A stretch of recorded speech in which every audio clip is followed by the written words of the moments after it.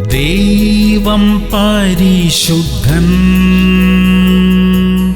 ദൈവം പരിശുദ്ധൻ,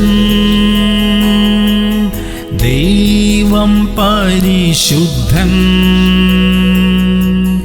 ദൈവം പരിശുദ്ധൻ.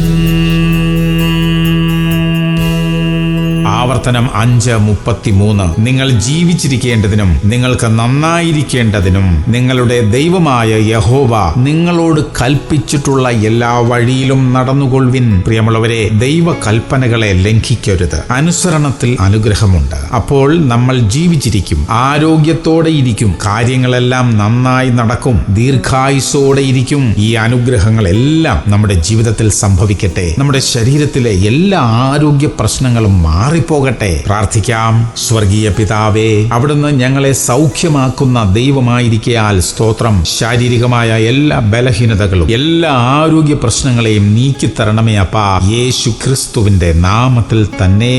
ആമേൻ, ആമേൻ, ആമേൻ.